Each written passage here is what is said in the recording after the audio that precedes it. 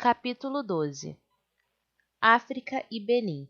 Uma abordagem sobre ancestralidade. Por Geraldo Júnior. Introdução.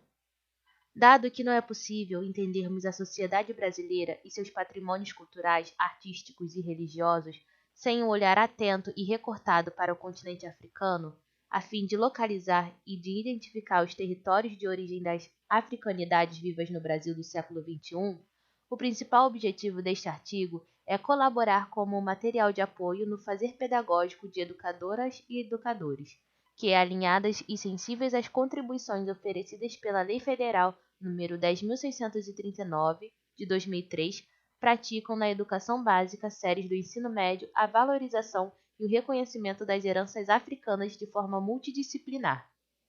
As informações e reflexões presentes neste texto são resultados obtidos pelo processo de estudo e pelo levantamento de dados sobre a educação tradicional das crianças FOM do antigo reino do Dahomey, atual Benin, no programa de mestrado profissional em ensino de História da Universidade Federal Rural do Rio de Janeiro, entre os anos de 2019 e 2021, sob a orientação da professora doutora Geni Ferreira Guimarães.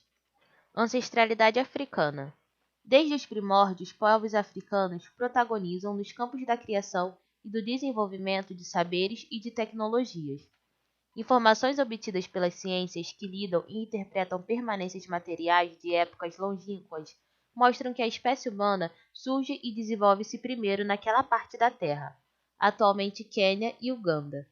Caça, pesca, coleta, conhecimentos botânicos, minerais, arquitetônicos e de arte foram desenvolvidos primeiramente por pessoas dessas regiões.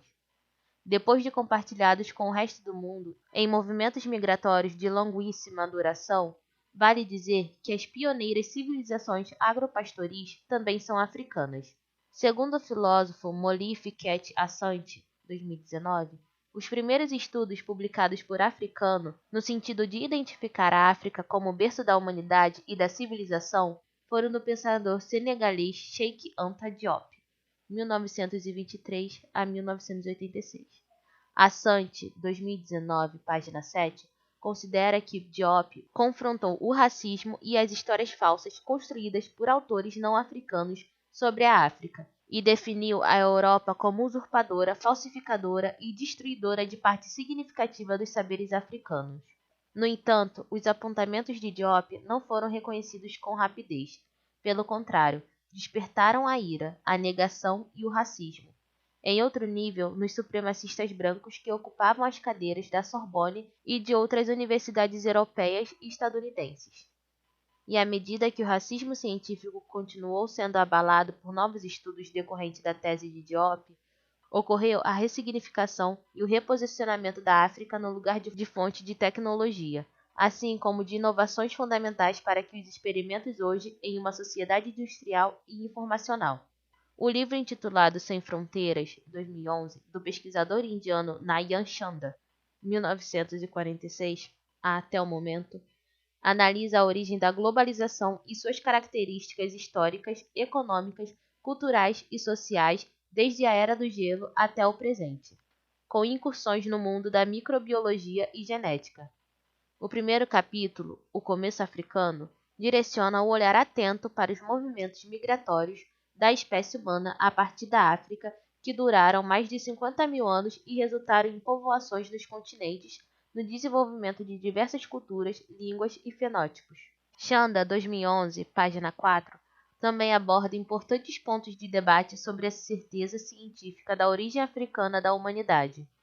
Sua argumentação é que a identificação em 1953 da estrutura dupla em formato de hélice do DNA, seguida por pesquisas de sequenciamento e de intercruzamento de dados, também obtidas por arqueólogos e paleoantropólogos, permitiu reestudar e refazer os percursos das investigações históricas sobre as populações humanas. Nesse sentido, os fósseis do Homo erectus, ancestrais do Homo sapiens, encontrado no Extremo Oriente, regiões das atuais China e Indonésia, ao final de mais de 3 décadas de estudo, ajudaram a entender que a parte oriental do Vale do Rift, Tanzânia, Quênia e Etiópia, abrigou os primeiros ancestrais dos humanos modernos.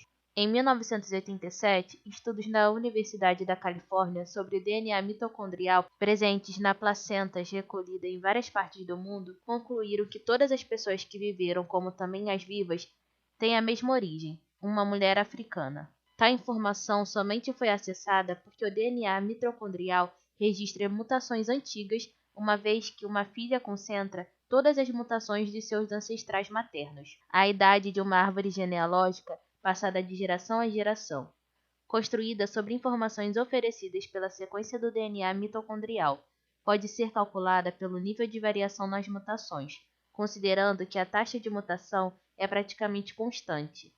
Analisando a árvore genealógica humana de 5 populações geográficas, foi revelada que todas as 5 provinham dessa mãe ancestral africana, vivida há cerca de 200 mil anos. Chanda, 2011, página 6. Tradução nossa. Por que aprender sobre o antigo reino do Dahomey, atual Benin?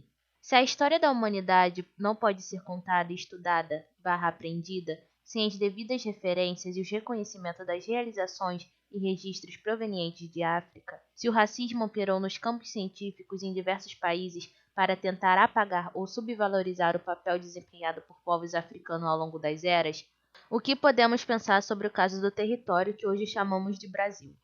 Quais marcos históricos envolvem e aproximam esses territórios? As relações entre África e Brasil podem ser pensadas de várias maneiras. Os estudos vão desde a questões e informações científicas pertinentes aos tempos arqueológicos, passando obrigatoriamente pelas aproximações forçadas que ocorreram entre os séculos XVI e XIX, até temas contemporâneos da economia, da política, da arte, da cultura e dos intercâmbios nos marcos da globalização tecnológica e de mercado do século XXI. A lista de autores e obras é longa, e o ponto mais visitado é o comércio atlântico de pessoas escravizadas. As atividades agrícolas e de mineração despertaram e mantiveram a sede brasileira por mão de obra escravizada. O negócio do escravismo vegetal foi a primeira atividade da empresa colonial portuguesa a concentrar escravizados vindo do continente africano. A derrubada das árvores litorâneas viabilizou os primeiros latifúndios, povoados e vilas dedicadas ao cultivo da cana e à criação de gado. No final do século XVII, aumentaram as interações entre portos brasileiros, destaque para Salvador e Rio de Janeiro, e africanos porque foram descobertas as primeiras grandes jazidas de ouro e diamante nas regiões atualmente chamadas Goiás e Minas Gerais. Para o historiador afro-americano Gerald Horne, 2016, em estudo sobre a relação dos Estados Unidos da América e do Brasil com a estrutura econômica do comércio de escravizados africanos, algo em torno de 100 milhões de vidas foram ceifadas em decorrência daquela atividade. Cabe mencionar que entre 1500 e 1800, esses números estiveram entre 12 e 20 milhões de escravizados africanos em solos americanos, número maior que o dos europeus para o mesmo período. No Brasil, entre 1600 e 1850, desembarcaram aproximadamente 4,5 milhões, população 10 vezes maior que o total de desembarcados na América do Norte e superior ao total estimado combinado para o Caribe e América do Norte. Horner, 2016, página 2, tradução nossa. A obra Slave Voyages de Transatlantic Trade in Slovene Africans, Unesco 2002, em seu 6º capítulo, Volume and Variation, ao citar algumas conclusões do estudioso P. Lovejoy, 1943 até os dias atuais, sobre o comércio transatlântico de escravizado para as colônias americanas, em que durante o século XVIII foram cerca de 6 milhões de africanos embarcados e, abre aspas, os dados de navegação mostram que cerca de 40% deles vieram de Angola e do Congo, 40% dos golfos de Benin e Biafra, cerca de 15% do Costa do Marfim, Serra Leoa e Senegâmbia, e o restante de lugares desconhecidos. Fecha aspas. Unesco 2002, página 96, tradução nossa. A comercialização de pessoas escravizadas para o Brasil teve ligação profunda com Benin, em algumas épocas geralmente designado como Costa dos Escravos ou parte da Costa do Ouro. Ferreira Seijas, 2018, página 58, indicam que, abre aspas, 1700 e 1750, o número de embarcações portuguesas superou o número de navios de todas as demais nações europeias que faziam comércio na Baía do Benin. levando quase 600 mil africanos escravizados para o Brasil. Fecha aspas. Esse número é maior que a soma de transportados por britânicos, franceses e holandeses para suas colônias nas Américas no mesmo período. Temporariamente, a Baía do Benim chegou a superar Angola como maior região fornecedora de escravizados para as Américas. Todos esses viajantes forçados que vieram do antigo reino do Dahomey para o Brasil, apesar das condições inumanas, traumáticas, de tratamento e de violência em todo o processo de escravização, conseguiram inserir saberes milenares de suas respectivas tradições. Destaque para a tradição Fon, que ficou conhecida aqui como Nação Gegé. Nas bases culturais dos lugares para onde foram transportados, somada a isso, aplicaram conhecimentos técnicos em áreas como mineração, engenharia civil, agrovesaria, metalúrgia, agricultura botânica, medicina e etc. Deixaram marcas que podem ser percebidas ainda hoje em práticas e manifestações religiosas, na cultura e na arte, na música, na arquitetura, nos quilombos, nos idiomas e nas paisagens. Para Geni Ferreira Guimarães, abre aspas, as heranças negras no Brasil não foram perdidas nem no espaço, muito menos no tempo, mesmo diante de toda a opressão e violência da escravidão e colonização ou das invisibilidades, apagamentos e apropriações. Fecha aspas. Guimarães, 2015, página 241. Considerações finais. Os pontos de convergência entre as histórias da África e do Brasil, bem como questionamentos sobre quais marcas africanas estão na sociedade brasileira, vêm sendo reabordados, reexaminados e revisitados por pesquisadores e autores de referência e do renome internacionais. A lista de trabalhos é muito extensa e cobre essencialmente os séculos marcados pelo comércio de pessoas africanas escravizadas. Alguns textos são estudos profundos de natureza quantitativa que exploram os movimentos daquele mercado por regiões e períodos econômicos, em perspectiva transnacional. Outros tantos mergulham nas questões jurídicas políticas do escravismo, na questão produtiva das monoculturas e das terras de mineração e tocam nas práticas das resistências, além daqueles que emergem da Lei Federal nº 10.639 de 2003. No entanto, restam caminhos desafiadores a trilhar, especialmente na educação básica, que remetem a o legado africano histórico, filosófico e religioso no Brasil, aspecto das permanências e descontinuidades do conhecimentos tradicionais. B. A escola, ao currículo e à vida dos estudantes negros, diálogos e silenciamentos. C. Ao papel social da educação escolar para as famílias dos estudantes e quais expectativas têm ou poderiam ter. D. A prática da educação histórica.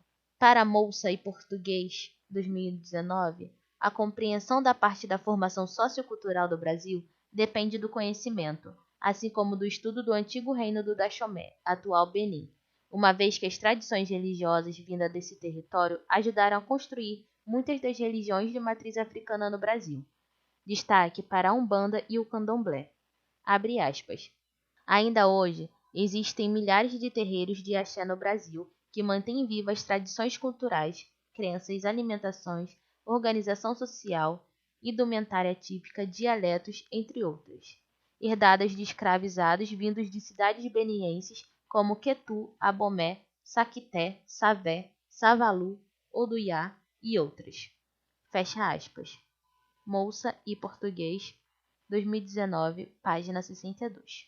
Portanto, não há dúvida de que crianças, jovens e adultos precisam aprender, a partir de uma prática afrocentrada e afro-referenciada, multidisciplinar e antirracista, sobre uma das origens da sociedade brasileira e enxergar os detalhes e preciosidades. Ações desse tipo são capazes de combater distorções históricas, apagamentos e desvalorizações implementadas até como políticas de Estado no Brasil e derivantes do racismo. Afinal, as salas de aula, ainda que virtuais, precisam ser preenchidas por temas e assuntos que contemplem as vivências e realizações das distintas sociedades e civilizações africanas, e a produção de realidades que podem ser estudadas no âmbito da educação étnico-racial, a fim de valorizar a cultura, história e identidade afro-brasileiras. Referências: Asante Mollé Fekete, The History of Africa, The Quest for Eternal Harmony, New York, Routledge, 2019. Brasil, Lei 10.639, de 9 de janeiro de 2003. Altera a Lei nº 9.394, de 20 de dezembro de 1996. Diário Oficial da União. Poder Executivo, Brasília. Xandanayan, Sem Fronteira. Rio de Janeiro. Record 2011. Ferreira Roquinaldo Seijas Tatiana. O tráfico de escravos para a América Latina. Um balanço historiográfico. Fuente Alejandro de la Org. Estudos Afro-Latino-Americanos. Uma introdução. Comunidade Autônoma de Buenos Aires, Claxo 2018. Página 47 a 74. Disponível em http://biblioteca-claxco.edu.ar/claxco/c/201812-66020.pt.pdf. Acesso em 21 de julho de 2019. Guimarães Geni Ferreira, Rio Negro de Janeiro. Olhares geográficos de suas heranças negras e o racismo no processo patrimonial. Tese de doutorado. Programa de pós-graduação em Geografia, UFBA 2015. Orne Gerald, O Sul Mais Distante. O Brasil, os Estados Unidos e o tráfico de escravos africanos. Tradução, Berilo Vargas. São Paulo, Companhia das Letras, 2010. Moussa Mohamed Mardarrajabou. Português, Anderson Pereira. Nos dois lados do Atlântico Sul. Reflexões sobre semelhanças e diferenças do rural e do urbano no Brasil e no Benin. Brasília Geographic Journal. Geoscience and Humanities. Research Medium. Itutubaia, volume 10, número 2, página 58 a 73, julho/dezembro de 2019. UNESCO. The Slavehold Project. Resisting Liberty Heritage. Benin, UNESCO, 1994.